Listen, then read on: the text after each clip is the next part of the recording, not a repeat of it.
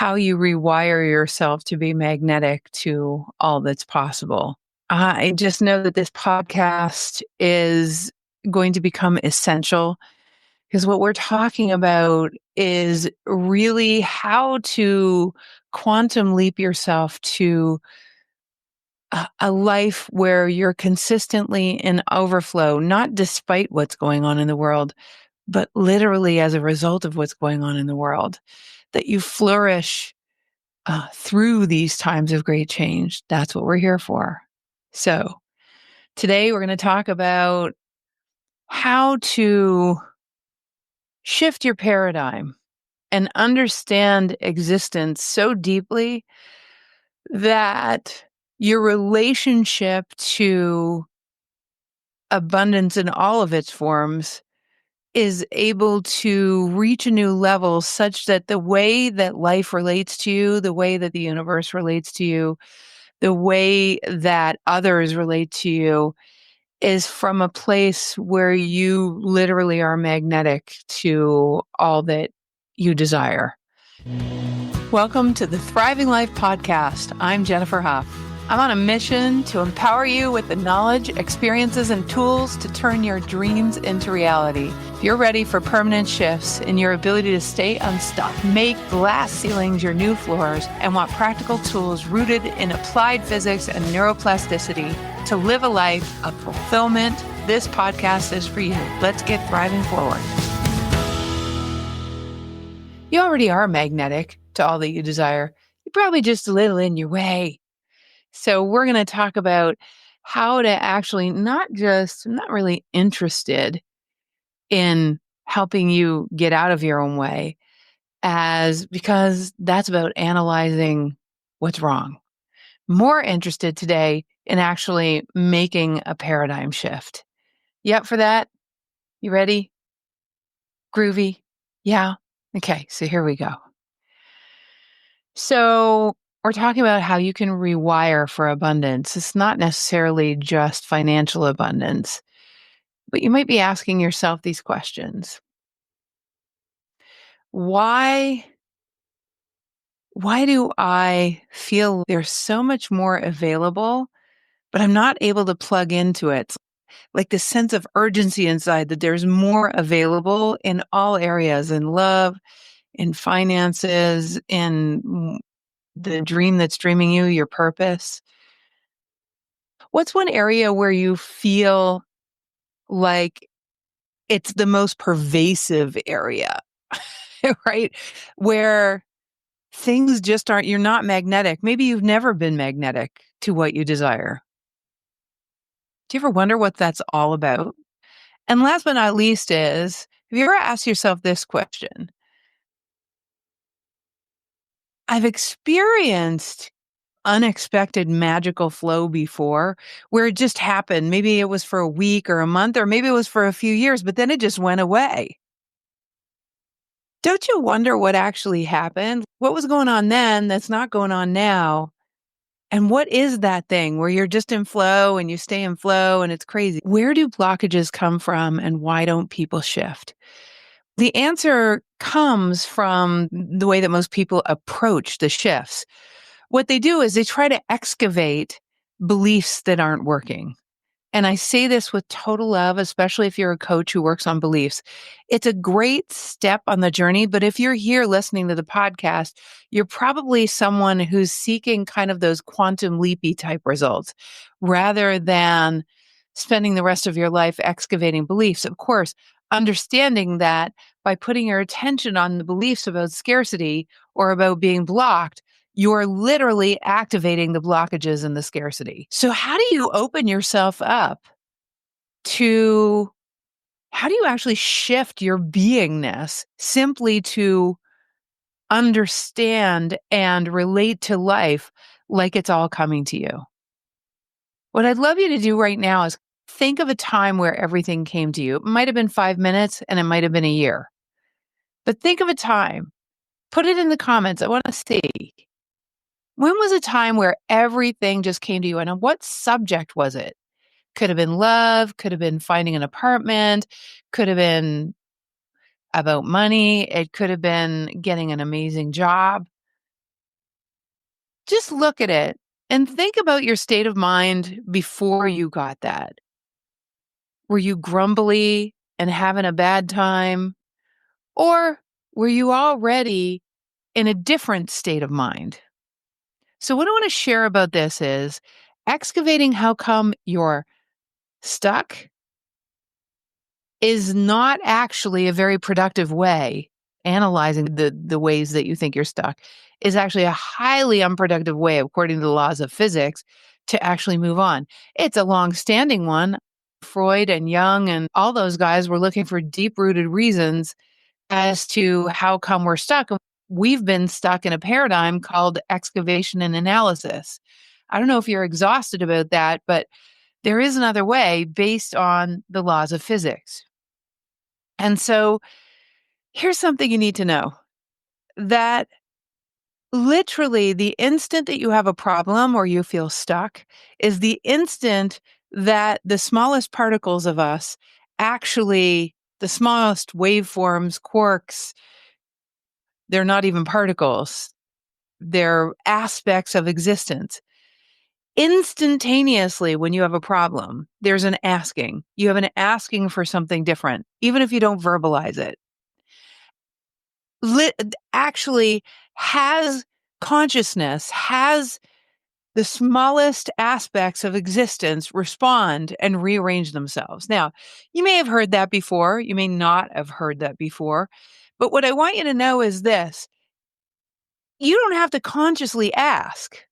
The asking and the answer occurs in an instant. It's not even an instant because it's not even measured in time. The instant you have the problem, you're now entangled with the answer. And consciousness makes available to you the answer. But as long as you're analyzing the problem, consciousness, life, physics, the smallest aspects of us, think that you're interested because that's where you're putting your attention, given that you have free will and you're choosing to put your attention on your brokenness and what needs fixing. Consciousness thinks you want more of that. It doesn't judge, it just thinks that you do. So I want to talk about this a little bit so that you really understand the foundations of certainly the work at the Wide Awakening.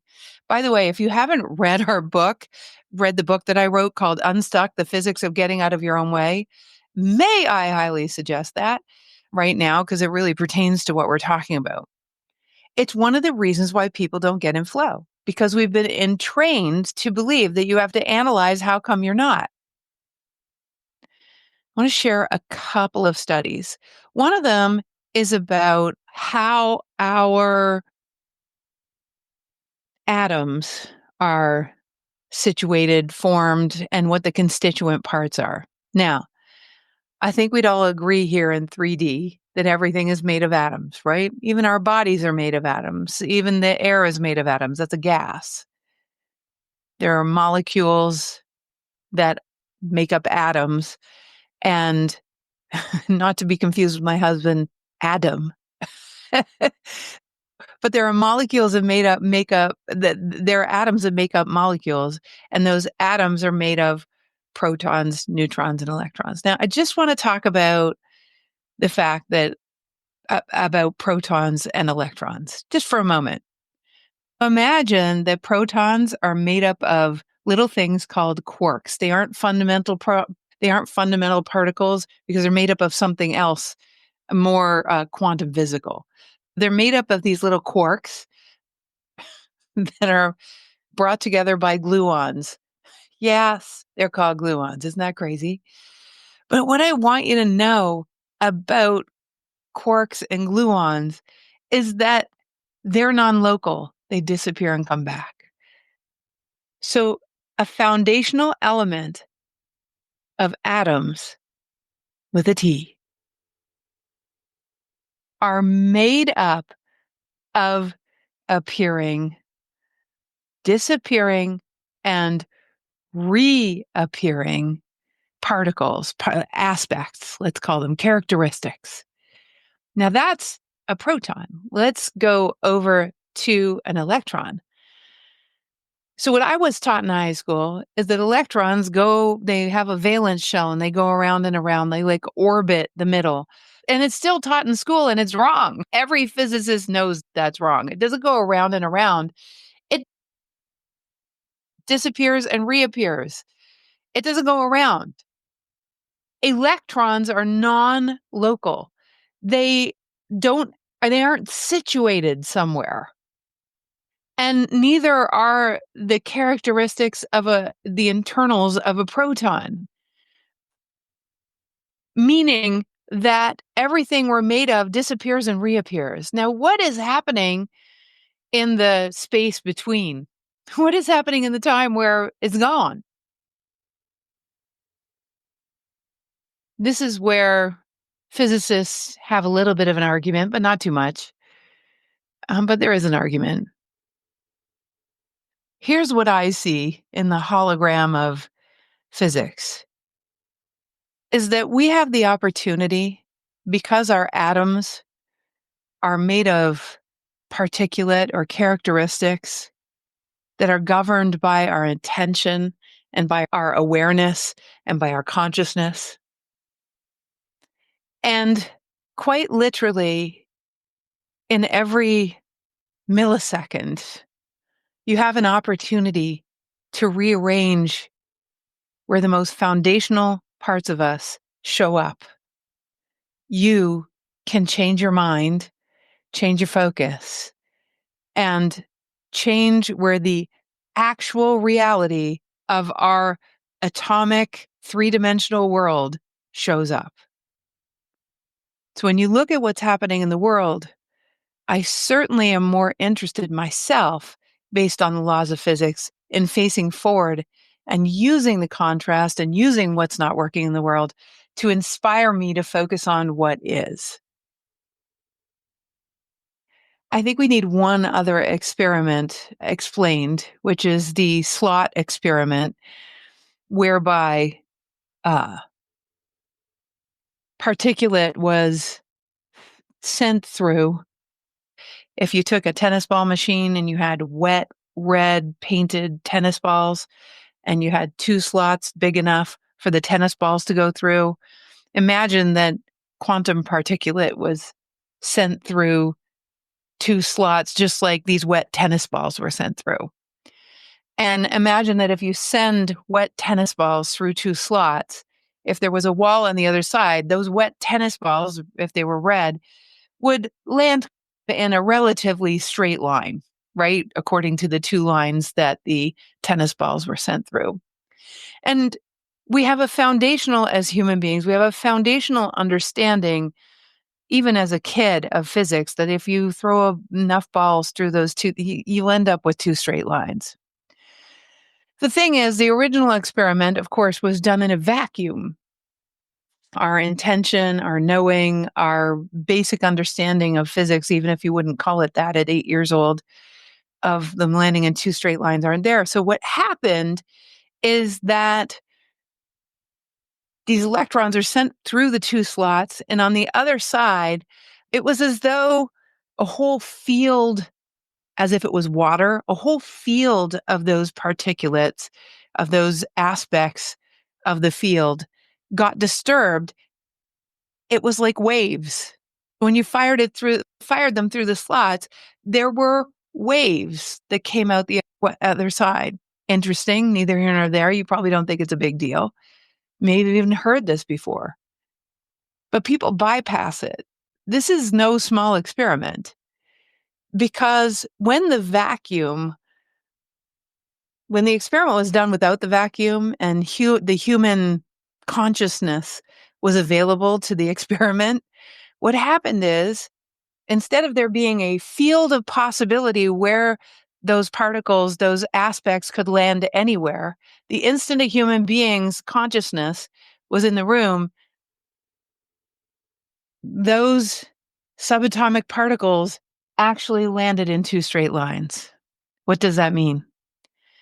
It means your reality, literally the subatomic particles that form everything, land as exactly as you expect, whether you're conscious of it or not.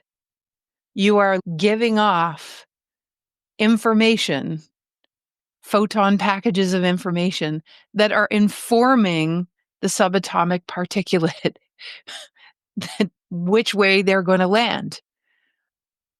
In other words, if we're going to say this in real terms, if you want to know where your vibration is at and where your thoughts are at, subconscious or not, about money, for instance, then look at how your life is landing. Look at what's in your bank account. Look at how it flows.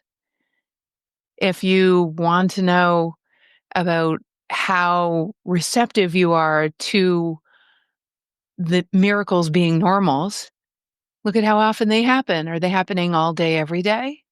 Are you aware of them all day, every day? Or is it like once a month or once a week? And you go, oh my God, life loves me. Instead of having that feeling of being in the flow all the time.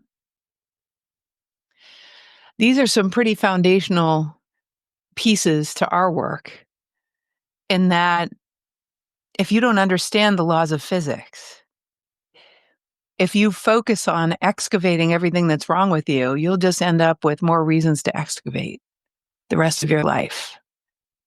So this is an entirely different way of moving through stuff. I was talking to a girlfriend today, and I thought it was really interesting.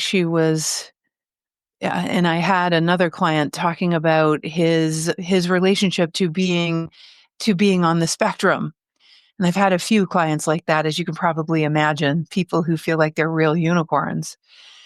And a couple of times, including today, someone has called me up and said, "Oh, I forgot that this person that I'm in relationship is on the spectrum and they don't release, like, I'm not getting my emotional well-being taken care of. They don't relate to me in a way that's helpful." But they forgot, and as soon as they had that awareness again, it's everything dropped in, and instead of having an expectation that they should be a different way than they are, all of a sudden there was love because they no longer projected that expectation, because literally for someone who's on the spectrum, it's very difficult to respond emotionally to another person the same way. All of a sudden there was great love. Did the relationship change? No, the relationship did not change. They're still the same people. But because the understanding of life shifted, all of a sudden love became available. And that's literally getting out of the way of the universe, because your new understanding is in alignment with the universe. And instead of analyzing what's stuck, there was a realization of what's true. And realizing deeper truths about consciousness is exponentially more productive than actually excavating. Because what deeper awarenesses do is they actually expand your awareness so deeply that you start to align with life and physics based on those deeper truths, and you can transmute hundreds of beliefs. So I share this with you because I'm going to talk in the next few weeks about the masterclass coming up. And I want you to know, and we'll have masterclasses occasionally all year, so pay attention. But the one coming up is all about what we're talking about right now. So let's go back to the topic of the day. Topic of the day is about why we feel blocked. Why we feel blocked is because we keep focusing on blockages. The second question a lot of people ask are, what's one area where it's like, where do you know you feel stuck? What area of your life? I'm going to give you a little clue. Instead of facing your mind towards what's in my way, face your mind towards what is a deeper truth about life and my relationship to this area of my life. What's a deeper truth that I would allow to drop in right now? What's a deeper truth that's available to me based on the conversation we've just had about protons and electrons and slot experiments? What's a deeper truth? Maybe you've had love before. if you had led before, it's in you to be magnetic to that, even if it's not happening right now. So instead of excavating, we start to activate deeper truths. Let me give you some more deeper truths. Saying if it's about money, it would be like this. There are people out there that are having a better abundant flow than I am. And I am no smarter or less intelligent than them. So it is possible. If they have that, then I can have that. And I know that there are people in the 9 billion people alive on the planet who have built this bridge. And if people have built that metaphysical bridge of understanding to their next level, then it's also available to me. That would be an evolution. That would be dropping into a deeper consciousness about, but you have to be committed to thinking that way. Consistently training your brain in the direction of deeper truths instead of excavations is going to get you to a place where everything starts to become abundant. Just opening the doorway. I think we talked about last time that one of the most important things we can do is understand how we evolve. And how we evolve is first we open the doorway to a new possibility. And that'll happen a lot in these podcasts. The second step is you have to have the experience of those new doorways, of those new possibilities fairly quickly after you make them. That's why we hold workshops, right? In order for you to experience it. And the third thing is you want to get to a place where you've experienced it so much and collected evidence. That level of flow is available to you so much that it becomes your new normal, sort of like riding a bike. And so, one of the things that I love to recommend to people is keeping an evidence journal. We can thank Natalie Ledwell of Mind Movies for that. An evidence journal, collecting evidence at the end of every day, unimagined results. So you start to see how you getting out of the way and of consciousness and aligning with it more. You start to develop the evidence. And then the first thing in the morning, what you do when you wake up is actually start to look for deeper truths. Wake up to deeper truths. Maybe even imagine how your day might go, knowing the meetings that you have, and letting your biology catch up to a new future. Then the last thing we talked about is this unexpected flow of abundance that you've had that maybe it hasn't been consistent for you, right? You haven't been able to keep consistently. You ever had that?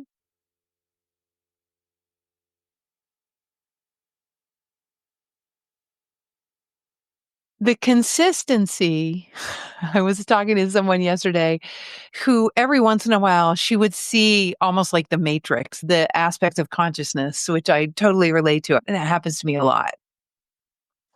And so she would just be able to unplug from this reality that we've agreed to and see all the constituent parts. Creepy, right? But as soon as she would try to dive into it, she wouldn't be able to see it. She would try to focus in. But here's the thing, you guys, with intuitions and with multidimensional things and with, metaphysical phenomenon, as soon as you go after it, like with a degree of desperation, you literally push it away. What I shared with her, same as abundance, is don't make it abnormal. Don't get all excited. Just back up and allow yourself to see the bigger picture. And abundance is the same way. Actually back away from it. Stop going after it and let the possibilities come to you. The best way to do that is to make sure that every day you're focusing on, you're collecting evidence for your blessings. And by collecting evidence for your blessings as a practice, what happens is you're telling consciousness you want more instead of focusing on your brokenness. And we already talked about the physics of that. So understand that it's going to take a good 3 months of consistency. But if your entire life changed in 3 months just from focusing on, just take a break from how you've been doing it. Take a break. And the keys to the kingdom are before you. The slot experiment says it all.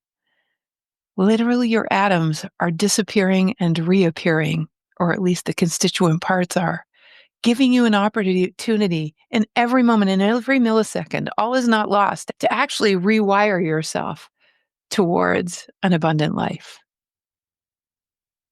You have so much opportunity. We have so much opportunity. And the contrast is creating lots of catalyzing energy to get clear. So, you guys, make sure you do our quiz, the In the Flow Quotient quiz, see how in the flow you are, and just adore you. Just, my heart is so full. I'm so glad you're here for this journey. Make sure you like us and you follow us and you share. Hey, I deeply appreciate you joining me on the Thriving Life podcast. In these times of great change, it's so good to come together. I'm on a mission to empower you with the knowledge, experiences, and tools to turn your dreams into reality. Your dreams matter. Thank you for joining me because you, like me, are a movement of one to many. Your thoughts and suggestions really matter to me, so please join me on LinkedIn at Jennifer Huff or on Instagram at The Wide Awakening and post a comment about what you got from the show or drop me a DM. I love that. Make sure to subscribe so you never miss an episode. And if you enjoyed today's show, please leave a review or many reviews. It really helps us to reach more people, and that is what a movement is all about. Until next time, keep thriving.